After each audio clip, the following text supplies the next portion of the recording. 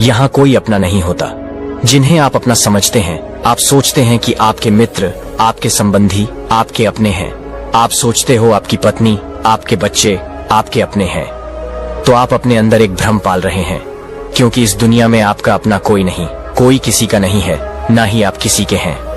इस दुनिया का सबसे बड़ा दुख तो यही है कि यहाँ सभी मेरे अपने हैं, और यही वजह है कि आप हमेशा दुखी रहते हैं। आप सोचते हैं कि दुश्मन और शत्रुओं के कारण आपके जीवन में दुख है, लेकिन उससे कहीं ज्यादा दुख हमारे जीवन में हमारे अपने ही हमें देते हैं। जो लोग अपने जीवन को खो देते हैं, उनके जीवन को खोने का सबसे दिग्गज कारण उनके अपनों के द्वारा दिया गया दुख होता है। हम हमेशा यह सोचते रहते हैं कि हम तो अपनों के लिए कर रहे हैं। हम जो कुछ भी कर रहे हैं अपने परिवार के लिए कर रहे हैं। हमेशा हम दूसरों की इच्छाओं को पूरा करने में लगे रहते हैं, क्योंकि हम चाहते हैं कि वह जिन्हें हम अपना मानते हैं, जिन्हें हम अपना कहते हैं, वह हमेशा खुश रहे। उन्हें किसी चीज की कोई कमी ना हो, उनका जीवन खुशी से भरा रहे। और उसके लिए हमें जो कुछ त्याग करना है, हम वह भी त्याग करने के लिए तैयार हो जाते हैं।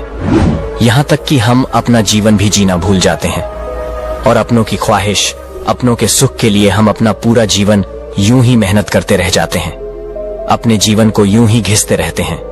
लेकिन जब आप उनकी ख्वाहिश को पूरा करने के बाद अपनी किसी इच्छा को पूरा करने की कोशिश करते हैं, तब वही अपने आप को स्वार्थी कहने लगते हैं, आपसे नाराज हो जाते हैं, आपसे बात तक नहीं करते, आप पर तरह तरह के सवाल उठाते हैं, आप पर उंगलियां उठती हैं। तब हमें यह एहसास होता है कि हमारा सब कुछ किया धरा मिट्टी में मिल गया। तब हमारे दिल को एक गहरी चोट पहुंचती है, और तब हम यह महसूस कर पाते हैं कि यहाँ पर हमारा अपना कोई नहीं। आपने अपने जीवन में कभी ना कभी इस बात का अनुभव तो किया ही होगा, क्योंकि ऐसा होना स्वाभाविक है, और यह हर किसी के साथ होता है। और इसका एकमात्र कारण यह है कि हम कभी भी सत्य को देख नहीं पाते, क्योंकि यहाँ पर अपना कोई है ही नहीं। और जैसे ही आप किसी को अपना कहते हैं, अपना मानते हैं, वह कोई और हो जाता है, अर्थात वह दूसरा हो जाता है। क्योंकि अपना तो कोई और ही है, जिसे आप कभी देख नहीं पाते, जिससे आप कभी मिल नहीं पाते, और आप उससे कभी कोई बातें भी नहीं करते, ना ही आप उसकी कभी कोई बात सुन पाते हैं। वही आपके सबसे ज्यादा करीब होता है, वही अपना होता है। परंतु आप उसे ना तो कभी अपना मानते हैं, और ना ही उसे कभी अपना समझ पाते हैं। इस दुनिया में आपके सारे रिश्ते स्वार्थी हैं। आप जो अपनों को दे रहे हैं, जरा उसे वापस लेकर देखिए, या उन्हें वह देना बंद कर दें जो आप उन्हें देना चाहते हैं, या वह जो पाना चाहते हैं।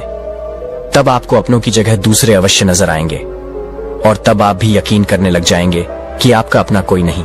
बहुत समय पहले की बात है, किसी नगरी में एक युवक रहा करता था। वह युवक बहुत ही शर्मिला था। वह इतना शर्मिला था कि जब भी उसके सामने कोई नया व्यक्ति आता तो उससे बात तक नहीं करता था। यहाँ तक कि जिन्हें वह जानता था, पहचानता था, उनसे भी बात करने में उसे बहुत शर्म आया करती थी।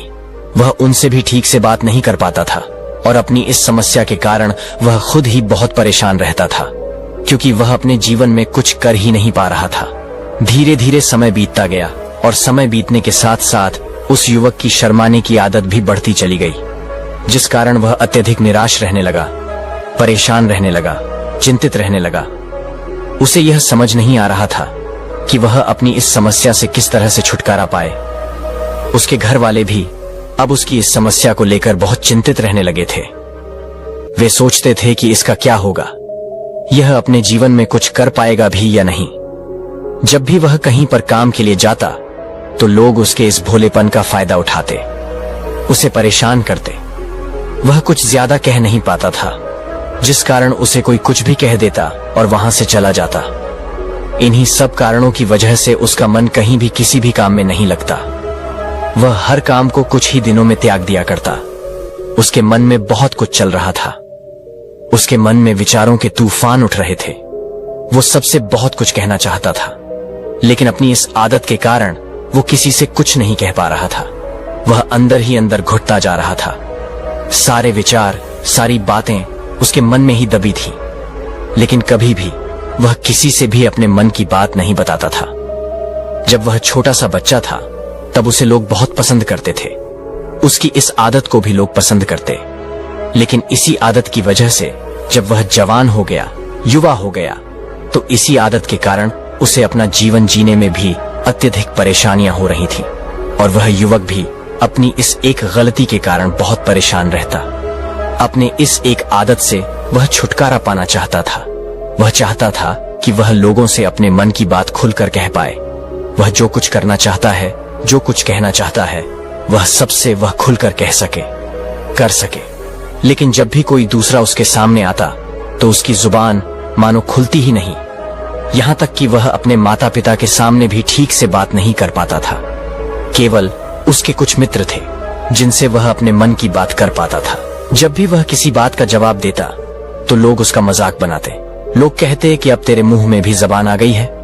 यह समस्या दिन ब दिन बढ़ती चली जा रही थी और इस समस्या के कारण अब उसके पिता भी अत्यधिक चिंतित रहने लगे थे। वह चाहते थे कि उनका बेटा भी दूसरों के सामने अपने मन की बात रख सके। लेकिन एक दिन जब वह अपने उस बेटे को दूसरों के सामने शर्मिंदा होता हुआ देख रहे थे, तभी उन्हें बहुत क्रोध आया और वह अपने बेटे को खरी खोटी सुनाने लगे। उन्होंने उस पर इतना गुस्सा किया कि वह युवा अत्यधिक क्रोधित हो गया और वहां से बिना कुछ कहे चला गया।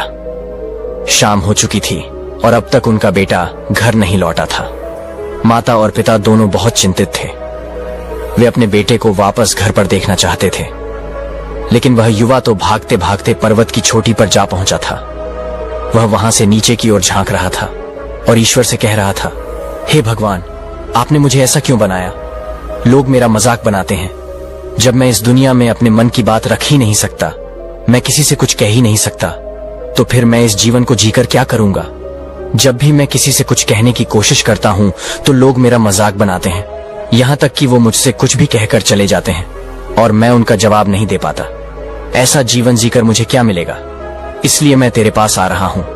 इतना कहकर जैसे ही वह युवक कूदने की तैयारी कर रहा था कि तभी पीछे से एक आवाज सुनाई दी, बेटा, जान देना तो बहुत आसान है, लेकिन इस जान को तुम वापस नहीं पा सकोगे।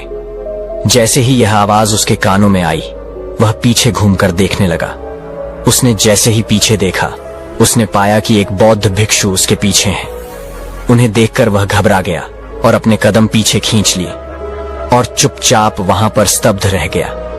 अपनी आदत के कारण वह उनसे कुछ कह नहीं पा रहा था। तभी वह बौद्ध भिक्षु उस युवक से कहते हैं, बेटा, क्या बात है? आखिर तुम यहाँ पर क्या कर रहे हो और तुम इस जीवन को क्यों समाप्त करना चाहते हो? यह अनमोल जीवन बहुत कम लोगों को नसीब होता है और तुम्हें यह जीवन खराब लगता है। इस पर वह युवक कहता है, नहीं नहीं, कुछ नहीं, मैं तो बस यहाँ पर देख रहा था। तभी वह बौद्ध भिक्षु उसी व्यक्ति से कहते हैं, बेटा, मैं जानता हूं कि तुम यहाँ पर क्या करने आए थे।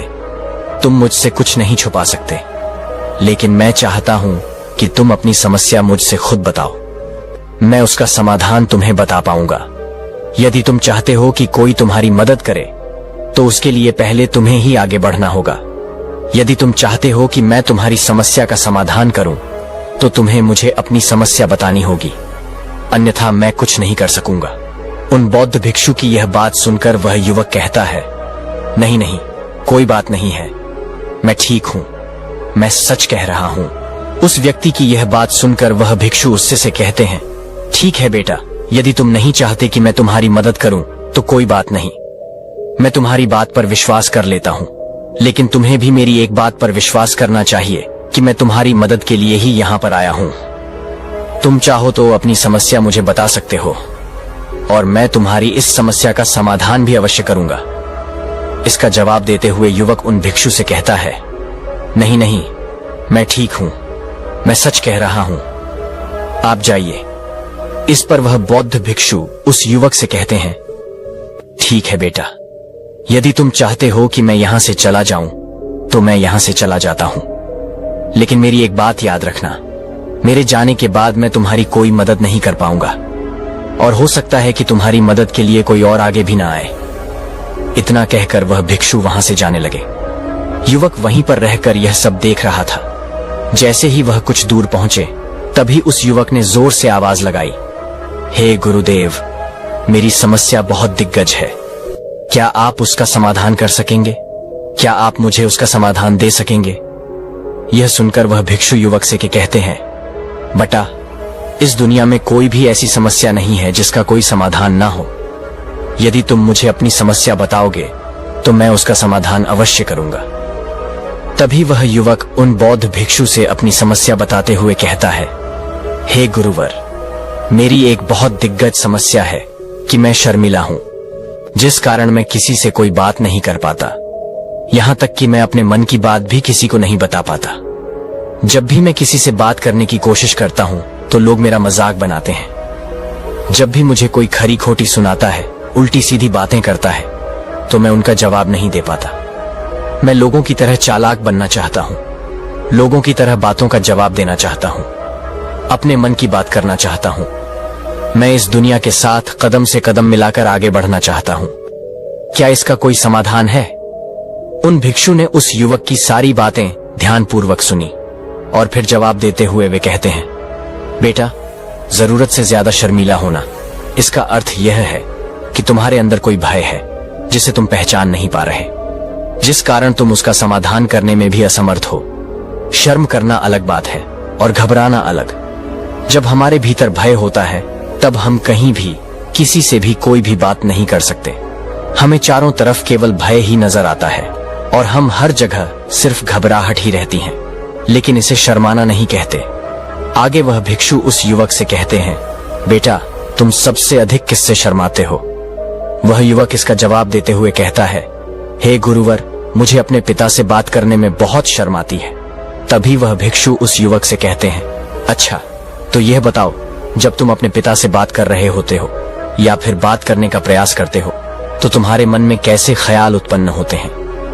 वह युवा इसका जवाब देते हुए कहता है, हे गुरुवर, जब भी मैं अपने पिता से बात करने का प्रयास करता हूं तो मुझे ऐसा प्रतीत होता है कि मानो मेरे पिता अभी मुझ पर गुस्सा करेंगे, और कहीं ना कहीं मुझे यह भी लगता है कि मैं कुछ गलत बात ही करूंगा। यहां तक कि मेरे मन में ऐसे भी ख्याल उत्पन्न होते हैं कि शायद मेरे पिता मुझसे प्यार ही नहीं करते।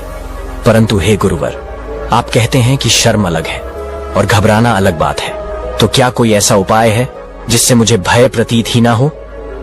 क्या कोई ऐसा रास्ता है जिससे मेरे अंदर का यह भय पूरी तरह से समाप्त हो जाए? कृपा करके मुझे इस समस्या का समाधान बताइए। मुझे अपने इस भय से बाहर निकलना है। मुझे लोगों की तरह अपने इस जीवन को खुलकर जीना है। उसकी ये सारी बातें सुनकर भिक्षु कहते हैं, जाओ और अपने पिता से कहो कि मुझे कुछ काम करना है और उसके लिए मुझे आपसे कुछ धन चाहिए। यदि तुम उनसे धन मांगने में कामयाब हो गए तो मैं तुम्हें तुम्हारी समस्या का समाधान अवश्य बताऊंगा। वह युवक काफी घबरा गया। उसने उन गुरुवर से कहा, हे गुरुवर, मुझे यह कार्य ना दीजिए। मैं अपने पिता से बहुत घबराता हूं। मैं उनसे कुछ नहीं कह पाता। उनके सामने तो मेरी बोलती तक बंद हो जाती है। मैं उनसे धन भला कैसे मांगूंगा? यह बात सुनकर वह बौद्ध भिक्षु उस युवक से कहते हैं, तब तो तुम्हारी समस्या का कोई भी समाधान नहीं है और ना ही तुम कभी भी अपने जीवन को खुलकर जी पाओगे। यह बात सुनकर वह युवक उन भिक्षु से कहता है, हे गुरुवर, ऐसा ना कहे। कृपया करके मुझे कोई और कार्य बताइए, कोई ऐसा कार्य जिससे मेरे अंदर का भय पूरी तरह से समाप्त हो जाए। इसका जवाब देते हुए वह भिक्षु उस युवक से कहते हैं, बेटा, यदि तुम्हें अपने अंदर के भय को समाप्त करना है तो पहले तुम्हें मेरा यह कार्य करना होगा जो मैंने तुम्हें कहा है। वह घबराकर काफी देर सोच विचार करने के बाद उन गुरुवर से कहता है, ठीक है, यदि आप चाहते हैं कि मैं इस कार्य को करूं, मैं इसे करने का पूरा प्रयास करूंगा। इतना कहकर वह युवक अपने घर लौट जाता है। उसे देखकर उसके माता पिता बहुत खुश हो जाते हैं और वह युवक अपने पिता से घबराते हुए कहता है, पिताजी, मुझे आपसे कुछ बात कहनी है। इस पर उसके पिता कहते हैं, बोलो, क्या बात है? वह युवक आगे कहता है, पिताजी, मैं कुछ काम करना चाहता हूं और उसके लिए मुझे आपसे कुछ धन चाहिए। क्या आप मुझे कुछ धन दे सकते हैं? इतना सुनकर उस युवक के पिता ने उस युवक की तरफ ध्यान से देखा। काफी देर देखने के बाद वह खुशी से झूम उठे और तुरंत ही उन्होंने कुछ धन अपने पुत्र के हाथों पर रख दिया और कहने लगे, बेटा, क्या इतना धन काफी है कि तुम्हें और चाहिए? इसके जवाब में वह युवक अपने पिता से कहता है, नहीं नहीं पिताजी, इतना काफी है, मैं इतने से काम चला लूंगा। वह युवक उस धन को लेकर तुरंत भागा और भिक्षु के पास लौटा। और उसने वो धन दिखाते हुए कहा, हे गुरुवर, जैसा आपने कहा था, मैं यह धन लेकर आपके पास आ चुका हूँ। मैंने अपने पिता से धन मांग लिया है। अब मुझे आप मेरी समस्या का समाधान बताइए। तभी वह भिक्षु उस युवक से कहते हैं, अरे इतनी जल्दी क्या है? अभी तो तुम्हें मेरे लिए एक और काम करना है, तभी मैं तुम्हें तुम्हारी समस्या का समाधान बताऊंगा। और यदि तुम मेरे लिए इस कार्य को नहीं पूरा कर सके तो मैं तुम्हें कभी भी तुम्हारी समस्या का समाधान नहीं बताने वाला। तभी वह युवक उन भिक्षु से कहता है, हे गुरुवर, अभी तो मैंने आपके लिए एक काम किया है, अभी आप मुझे एक और काम करने के लिए कह रहे हैं? तभी वह भिक्षु उससे से कहते हैं, हाँ, तुम्हें मेरे लिए एक और काम करना ही होगा। वह युवक एक बार फिर से काफी सोच विचार कर उन बौद्ध भिक्षु से कहता है, अच्छा ठीक है, बताइए अब मुझे क्या करना है? इसके जवाब में वह बौद्ध भिक्षु उस युवक से कहते हैं, जाओ और यह धन जो तुमने अपने पिता से मांग कर लाया है, उस धन को वापस अपने पिता को लौटा दो। और साथ साथ यह भी कहना कि पिताजी, मैं अभी काम नहीं करना चाहता, लेकिन जब समय आएगा तो मैं आपसे यह धन वापस ले लूंगा और उससे अपना काम पूरा करूंगा।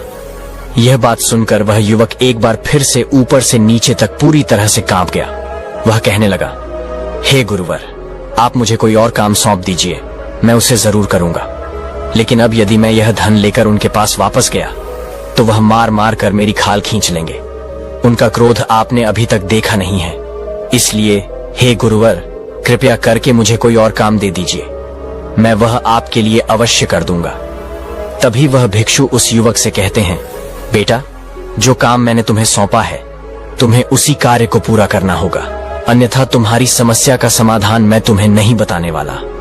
काफी देर सोच विचार करने के बाद वह उन भिक्षु से कहता है, ठीक है गुरुजी, मैं ये धन लौटा देता हूँ। वह तुरंत भागता हुआ अपने पिता के पास वापस लौटा। उसने अपने पिता से कहा, पिताजी, मैं यह धन अभी नहीं लेना चाहता, अभी यह धन आप मुझसे वापस ले लीजिए। जब मुझे कोई काम होगा तो मैं आपसे यह धन वापस ले लूंगा। उसके पिता ने उस युवक की तरफ घूर घूर कर काफी देर तक देखा और फिर मुस्कुराते हुए कहने लगे, बेटा, मैं समझता हूं कि किसी भी काम को शुरू करने से पहले हमें उसके बारे में जानकारी इकट्ठा करनी चाहिए। उसके बारे में समझना जरूरी है। कब, क्या, कैसे और कब तक करना है, इसके बारे में भी हमें जानकारी लेनी जरूरी है।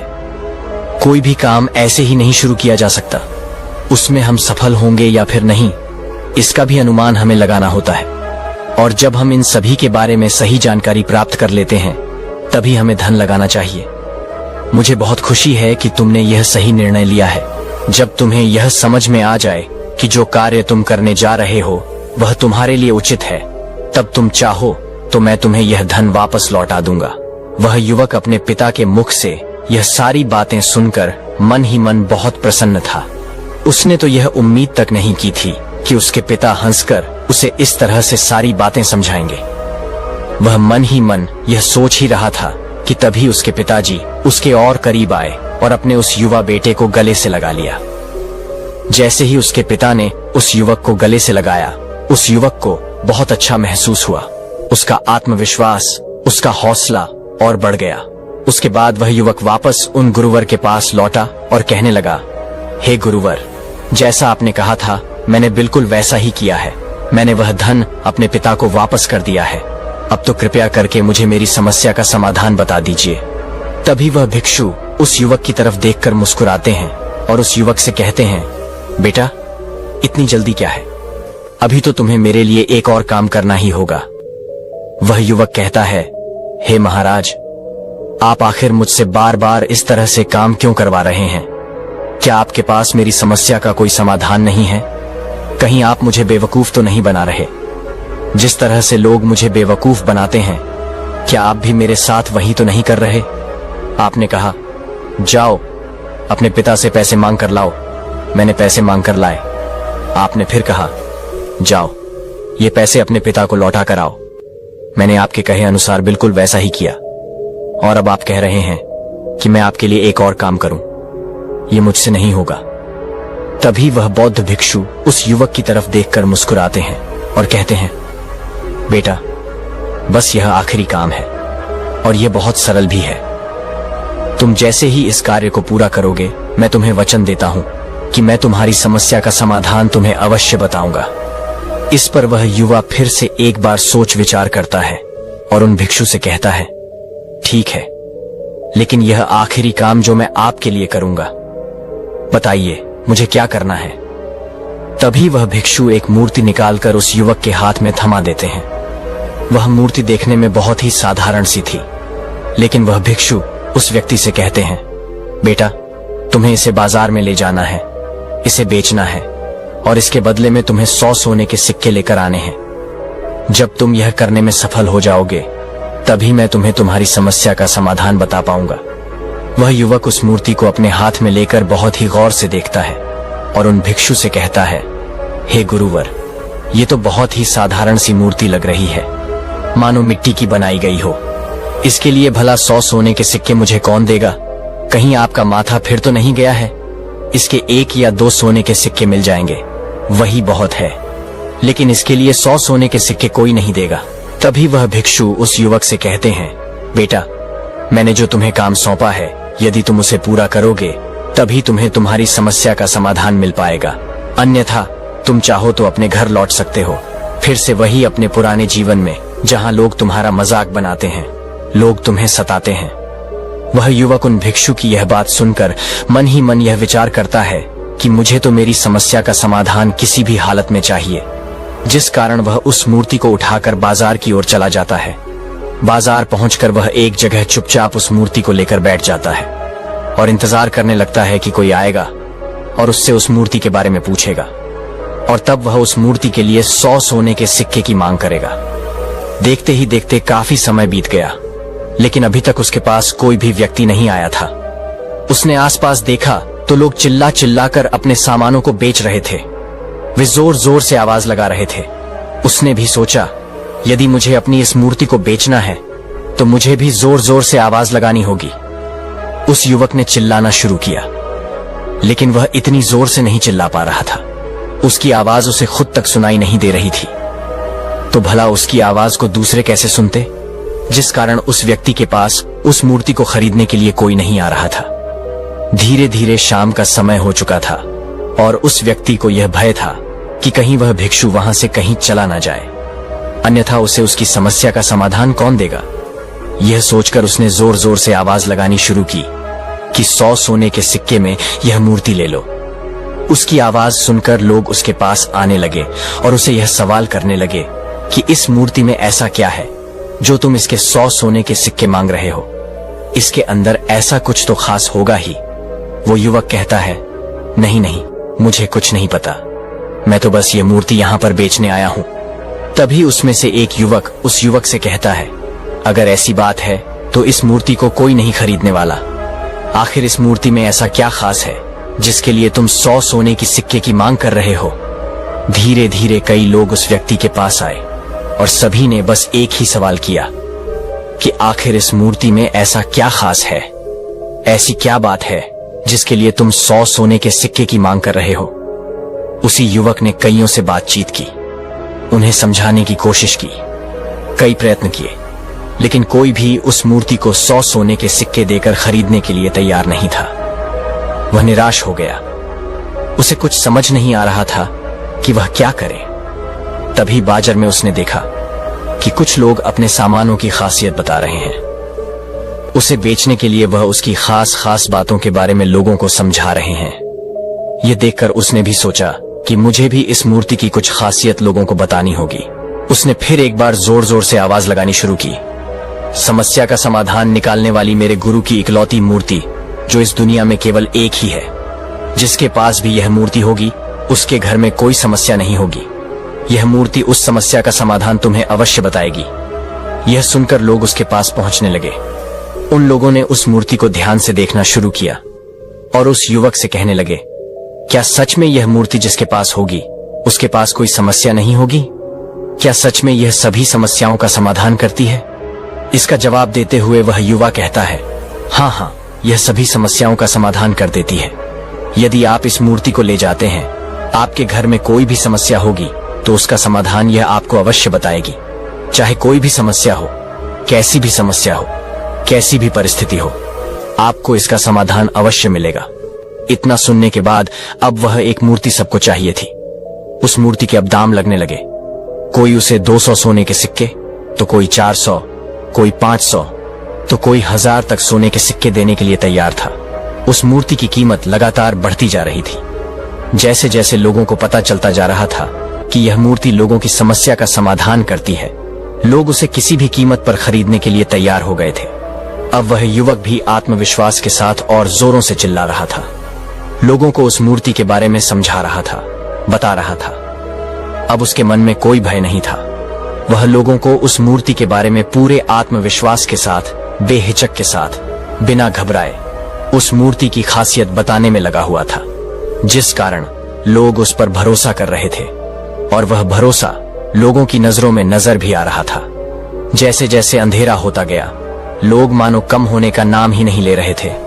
लोग तादाद में उस मूर्ति के बारे में जानना चाहते थे, उस मूर्ति को खरीदना चाहते थे। लेकिन तभी उस युवक ने जोर से आवाज लगाई कि मुझे क्षमा करें, यह मेरे गुरु की मूर्ति है और मैं इसे बेचना नहीं चाहता। इतना कहकर वह युवक उस मूर्ति को लेकर वापस खाली हाथ लौट आया और उन गुरु के पास पहुंचा और उन गुरु से कहने लगा, हे गुरुदेव, आपका बहुत बहुत धन्यवाद। इस मूर्ति ने मेरी समस्या का समाधान कर दिया। मुझे समझ में आ गया कि मेरी क्या समस्या थी। हालांकि मैं इसे बेचकर सोने के सिक्के तो आपके लिए नहीं ला पाया, लेकिन मुझे मेरी समस्या का समाधान अवश्य मिल गया। आपका बहुत बहुत धन्यवाद। इस बात को सुनकर वह भिक्षु कहते हैं, बेटा, मैंने तुम्हारी समस्या का समाधान नहीं किया है। तुमने तो खुद ही अपनी समस्या का समाधान किया। अपनी समस्या तुमने खुद ही सुलझा ली है। तुम्हारे मन में हजारों सवाल थे। मैं यह करूंगा तो लोग क्या कहे, मेरे बारे में क्या सोचेंगे। यदि मैं अपना मुंह खोलूंगा तो लोग मेरे ऊपर हंसेंगे। यदि मैंने मुंह खोला तो मैं कुछ गलत ही करूंगा। ऐसे कई सारे विचार तुम्हारे मन में थे। ऐसे कई सारे भय तुमने अपने मन में पाल रखे थे। लेकिन जब इस मूर्ति के बेचने के दौरान तुमने उन लोगों का सामना किया, उनके सामने खुलकर अपनी बात रखी, उनके सामने खुलकर वह कहा जो तुम्हें कहना चाहिए था, तो तुम्हारे मन का भय खुद ब खुद गायब हो गया। और युवक अपने गुरु की यह बात सुनकर अपने गुरु से कहता है, हे गुरुवर, आप सही कहते हैं। आपने आज मेरे मन में वह विश्वास जगा दिया है जिससे मैं अब अपने जीवन में कुछ भी हासिल कर सकता हूं। आपका बहुत बहुत धन्यवाद। इतना कहकर वह युवक वापस अपने घर की ओर लौट गया। दोस्तों, हम भी अपने जीवन में कुछ ऐसी ही गलतियां करते हैं। हम अपने आप को पहचानना नहीं चाहते। हम दूसरों की नजर से अपने आप को देखते हैं। हम यह सोचते हैं कि अगर हमने यह किया तो लोग हमारे बारे में क्या सोचेंगे, क्या कहेंगे। यदि मैं गलत हुआ तो लोग मेरे ऊपर हंसेंगे। ऐसे कई सारे विचार हमारे मन में पनपते रहते हैं, जिसके कारण हम हमेशा भय में जीते हैं। लेकिन दोस्तों, जिस दिन आपने अपने भय का सामना कर लिया, उस दिन के बाद आप कभी भी किसी भी चीज से नहीं घबराओगे, ना ही आपको शर्म आएगी। और जब आपके भीतर का वह भय हमेशा के लिए समाप्त हो जाएगा, तो आप अपने जीवन में जो भी कुछ करना चाहते हैं, जो भी कुछ पाना चाहते हैं, उसका रास्ता आपके लिए पूरी तरह से साफ हो जाएगा और आप अपने मार्ग पर तेजी से आगे की ओर बढ़ने में सक्षम भी हो जाएंगे। इसलिए लोग क्या कहते हैं, क्या कहेंगे, यह सब सोचना बंद कर दीजिए और खुद पर विश्वास कीजिए, क्योंकि आप ही हैं जो अपने इस भय का सामना कर सकते हैं। अब दूसरी कहानी की शुरुआत करते हैं। बहुत समय पहले की बात है। एक नगर में एक युवक रहता था जो अपने अपनों से बहुत परेशान हो चुका था, जिस कारण वह अपने जीवन को समाप्त करना चाहता था। और वह अपने जीवन को समाप्त करने के लिए एक नदी के किनारे जा पहुंचा। जब वह उस नदी में छलांग लगाने वाला ही था कि तभी वहां पर एक गुरु आ पहुंचे। उन्होंने उस युवक से कहा, क्या बात है बेटा, क्या जीवन तुम्हें अच्छा नहीं लगता? आखिर तुम इतने कीमती जीवन को क्यों नष्ट कर रहे हो? इस पर वो व्यक्ति उदास होकर उन गुरुवर से कहता है गुरुवर, जिंदगी भर जिन्हें मैंने अपना माना, जिन्हें मैंने अपना समझा, जिनकी मैंने हर ख्वाहिश पूरी की, जिन पर मैंने सब कुछ लूटा दिया, आज मैंने बस इतनी सी ख्वाहिश रखी कि वे लोग मेरा सम्मान करें। आज जब मैं उन्हें कुछ देने लायक नहीं हूं, तो उन्होंने मेरा सब कुछ किया हुआ मिट्टी में मिला दिया। वे कहते हैं कि तुमने मेरे लिए किया ही क्या है। यह बात सुनकर मुझे ऐसा लगने लगा है कि मेरा तो पूरा जीवन ही व्यर्थ हो गया। मैंने अपना जीवन व्यर्थ के संघर्षों में यूं ही निकाल दिया। और तब मेरे मन में तरह तरह के प्रश्न उठने लगे और मैं यह सोचने लगा कि आखिर यहाँ पर कौन है जो अपना है। आखिर किसके लिए मैं यह सब कर रहा था, और मैंने यदि इनके लिए कुछ किया ही नहीं तो मेरे जीवित रहने का क्या मतलब है। इससे तो अच्छा है कि मैं अपने जीवन को यहीं पर समाप्त कर लूं। उन गुरुवर ने उस युवक की सारी बातें ध्यानपूर्वक सुनी और उसके बाद वह उस युवक से कहते हैं, बेटा, यहाँ पर एक ऐसा व्यक्ति है जो केवल और केवल तुम्हारा ही है। वह तुम्हारा अपना है। उसका और तुम्हारा संबंध किसी स्वार्थ पर आधारित नहीं है। वह तुमसे कुछ भी नहीं मांगता। वह तो तुम्हें कुछ देने के लिए तैयार रहता है। यह बात सुनकर वह व्यक्ति अचंभित हुआ। उसे समझ नहीं आया कि आखिर ऐसा कौन सा व्यक्ति है जो मेरे लिए है और जो मुझे सब कुछ देना चाहता है। कुछ देर सोच विचार करने के बाद वह उन गुरुवर से कहता है गुरुवर, आखिर आप कहना क्या चाहते हैं? आखिर ऐसा कौन सा व्यक्ति है जो स्वार्थी नहीं और जो मुझे कुछ देना चाहता है? आगे वह युवक उन गुरुवर से कहता है गुरुवर, मैं जितने भी लोगों को जानता हूं, मैं जितने भी अपनों को जानता हूं, मेरे मित्र, रिश्तेदार, सहयोगी, मेरे शत्रु और यहां तक कि मेरे परिवार वाले, उन सबको मैं अच्छी तरह जानता हूं। उन सभी में जो मेरे खास है, जो मेरे अपने हैं, उन्हें भी मैं अच्छी तरह से जानता हूं। पर उनमें से तो ऐसा कोई नहीं है जैसा कि आप मुझे बता रहे हैं। इस पर वह गुरु उस युवक से कहते हैं, बेटा, तुम उसे नहीं जानते, लेकिन वही तुम्हारा अपना है जो तुम्हें हमेशा कुछ ना कुछ देता ही आया है। पर तुमने ना तो कभी उसे देखा और ना ही कभी उसकी कोई बात सुनी। इस पर वह व्यक्ति बहुत आश्चर्यचकित रह गया। उसे समझ नहीं आ रहा था कि आखिर वह कौन है जिसे वह नहीं जानता, जिसकी वह बात नहीं सुनता। तभी वह गुरुवर से कहता है गुरुवर, आखिर ऐसा कौन सा व्यक्ति है? कृपया करके मुझे बताएं। मैं उससे मिलना चाहता हूं। मैं उसकी बातें सुनना चाहता हूं। मैं भी तो देखूं आखिर वह कौन है जो मेरा अपना है और जिससे मैं मिल नहीं पाया। इस पर वह गुरुवर उस व्यक्ति को एक गुफा की ओर ले जाते हैं। वह गुफा बहुत ही विशाल थी और भीतर घना अंधेरा था। गुरुवर उस व्यक्ति को गुफा के अंदर ले जाते हैं और उसे उस गुफा में बैठाकर तुरंत ही गुफा के बाहर चले आते हैं और गुफा का मुख बंद कर देते हैं। जैसे ही उन गुरुवर ने उस गुफा का मुख बंद किया, वह युवक जोर जोर से चिल्लाने लगा, चीखने लगा और कहता है, हे गुरुवर, आपने इस दरवाजे का मुख बंद कर दिया है। मैं बाहर आना चाहता हूं। मुझे बाहर निकालिए। यहां मेरा दम घुट रहा है। दरवाजा खोलिए गुरुवर। पर गुरुवर बाहर से जोर से चिल्लाकर उस युवक से कहते हैं, बेटा, तुम्हारे सारे अपने ऐसे ही हैं। वे तुम्हें तुम्हारी मुसीबत में इसी प्रकार त्याग कर चले जाते हैं। वो व्यक्ति भीतर से जोर जोर से चिल्लाता रहा कि मुझे बाहर निकालो, मुझे बाहर निकालो, मैं यहां से निकलना चाहता हूं। लेकिन उन गुरु ने उस युवक की एक ना सुनी। वह इस गुफा के दरवाजे के मुख पर ही मौजूद थे, लेकिन उन्होंने एक बार भी उस गुफा के दरवाजे का मुख नहीं खोला। तभी भीतर से उस व्यक्ति के जोर से चिल्लाने की आवाज आई। वह कह रहा था, है गुरुवर, आप भी तो दूसरों की तरह ही निकले। आप भी तो मुझे मुसीबत में इस प्रकार त्याग कर भाग गए। तभी वह गुरुवर उस युवक से कहते हैं, बेटा, जिन्हें तुम अपना मानते हो, जिन्हें तुम चाहते हो, वह सब पराये हैं। तुम कितना भी रो, कितना भी बिलको, इस दुनिया में किसी को कोई फर्क नहीं होता। तुम्हारे ऊपर कितनी भी मुसीबत क्यों ना आ जाए, उन्हें इस बात की कोई चिंता नहीं। उन्हें तो केवल अपना स्वार्थ नजर आता है। वे तुम्हारे साथ केवल तब तक ही रहेंगे जब तक कि तुम उनके काम के रहोगे।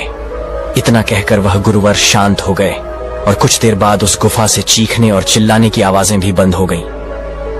वह युवक उस गुफा के दरवाजे पर बैठकर रो रहा था और मन ही मन सोच रहा था कि मैं यहां पर कहां आकर फंस गया। वह गुरुवर तो भाग गए, अब मैं यहां से कैसे निकलूं? वो व्यक्ति अपने हालातों पर रो रहा था, लेकिन कुछ देर बाद अचानक वह शांत हुआ और उसने यह तय किया कि वह इस गुफा से निकलकर ही रहेगा। वह इस गुफा का दूसरा मार्ग खोज कर ही रहेगा। इतना सोचकर वह एक बार फिर से उठा। उस गुफा के अंधेरे में उस गुफा से बाहर निकलने का मार्ग ढूंढने लगा और करीब 4 से 5 घंटों के बाद आखिरकार उस व्यक्ति ने एक दूसरा मार्ग ढूंढ ही निकाला जो उसे उस गुफा से बाहर निकाल सकता था। वह जैसे तैसे उस गुफा से बाहर निकला और उसी मार्ग पर आ पहुंचा जिस मार्ग से वह गुफा के भीतर गया था। तभी उसने देखा कि बाहर गुरुवर अभी भी बैठे हुए हैं। यह देखकर उसे उन गुरुवर के ऊपर बहुत क्रोध आया और वह क्रोधित होकर उन गुरुवर के पास पहुंचा और उन गुरु से कहने लगा, क्या आप पागल हैं? आपने मुझे इस गुफा में क्यों बंद किया था? यदि मेरी मृत्यु हो जाती तो? तभी वह गुरुवर उस युवक से कहते हैं, बेटा शांत हो जाओ और मुझे मेरे प्रश्नों का उत्तर दो। तुम्हें तुम्हारे प्रश्नों का उत्तर मिल जाएगा। इस पर वह युवक शांत हुआ। फिर उन गुरुवर ने उस युवक से प्रश्न करते हुए कहा, बेटा मुझे यह बताओ, आखिर तुम्हें इस गुफा से किसने बाहर निकाला? वह व्यक्ति क्रोधित होते हुए उन गुरुवर से कहता है, और कौन लेकर आएगा? मैं ही तो उस गुफा में अकेला था और मैं ही खुद को बाहर लेकर आया हूं। इस पर वह गुरुवर मुस्कुराने लगे और उस युवक से कहते हैं, देखा, आखिरकार हम ही अपने होते हैं, हम ही अपने आप को बचाते हैं, हम ही अपनी देखभाल करते हैं, अपनी फिक्र करते हैं और हम ही अपने सबसे ज्यादा करीबी होते हैं। हम ही अपने हैं और बाकी सब तो जैसा कि तुमने कहा, तुम स्वयं ही अपने आप को इस गुफा से बाहर निकाल कर लाए हो। इसी प्रकार तुम ही अपने जीवन भर अपने साथ रहते हो, अपने साथ जीते हो। जब कोई मुसीबत आती है तब तुम्हारा साथ कोई नहीं देता, तब भी तुम अपने साथ रहते हो। तुम अपना साथ कभी नहीं त्यागते, तो फिर क्यों तुम दूसरों में अपनापन ढूंढते हो? जरा एक पल के लिए यह सोच कर देखो, जो स्वयं का ना हो सका वह दूसरों का क्या होगा? उन गुरुवर की बातें सुनकर उस व्यक्ति का सारा क्रोध शांत हो गया और वह उन गुरुवर की बात अच्छी तरह से समझ चुका था। उसने उन गुरुवर से कहा, है गुरुवर, आप ठीक कहते हैं, आपकी बात बिल्कुल सही है, लेकिन मेरे अलावा मेरे परिवार में मेरे माता पिता, भाई बहन, पत्नी और बच्चे भी तो हैं, वे भी तो मेरे अपने ही हैं।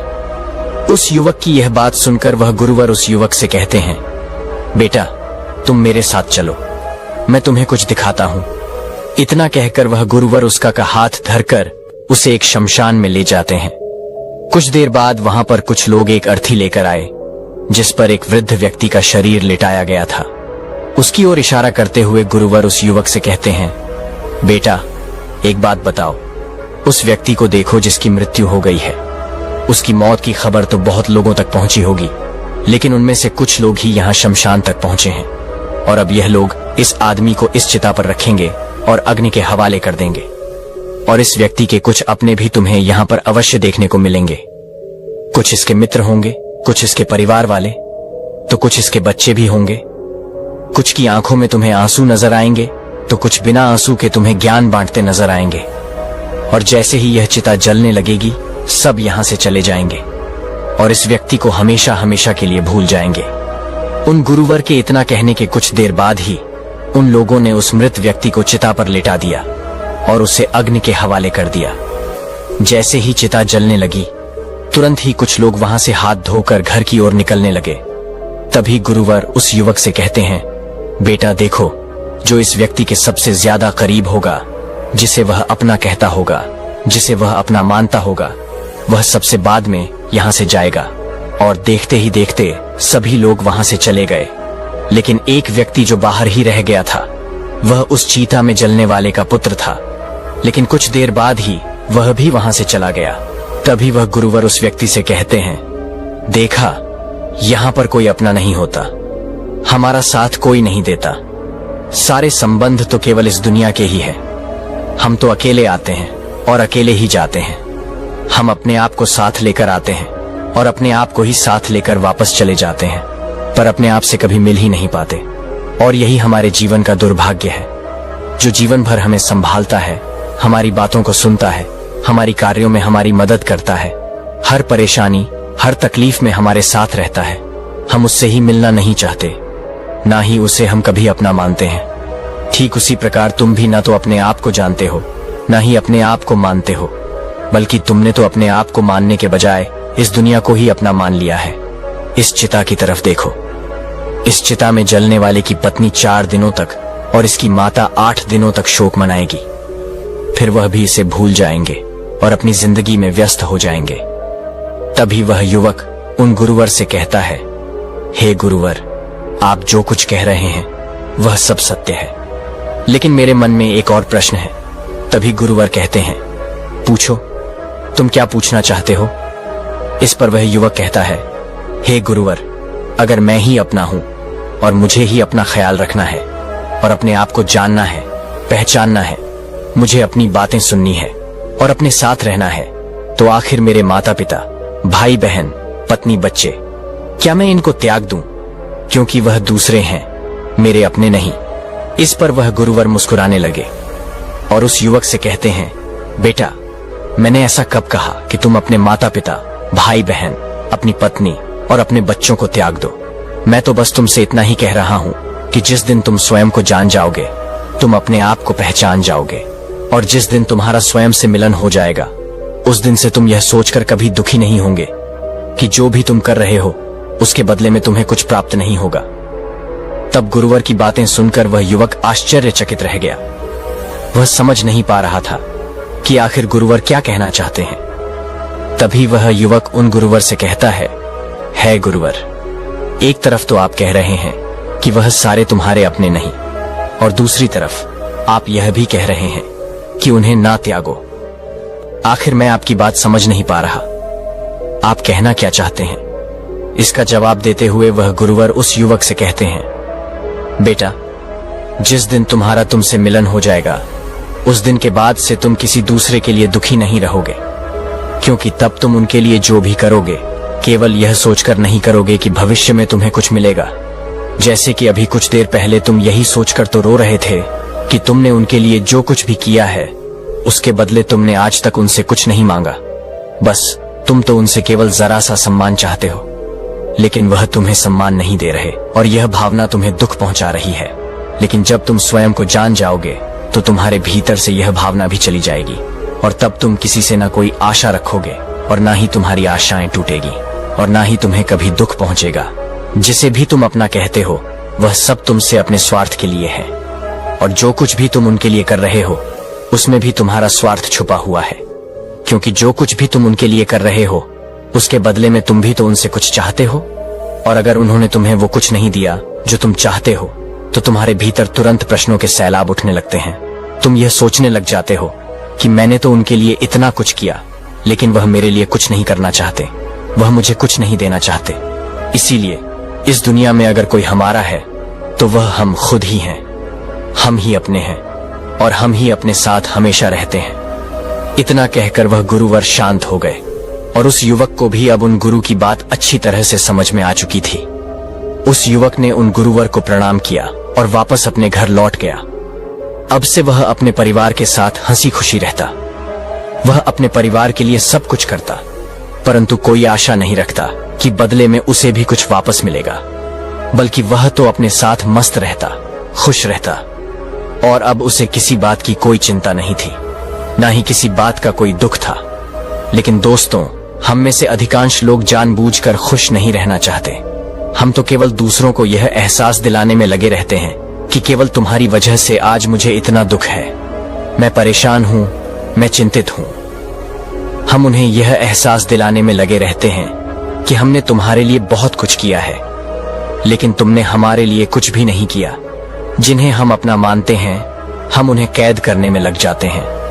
हम चाहते हैं कि हम जैसा चाहे वह वैसा ही करें, और यही हमारी समस्या का सबसे बड़ा कारण है, यही हमारे दुख का कारण है, और हमें इसी में मजा भी आता है। इसलिए हम इसे त्यागना नहीं चाहते।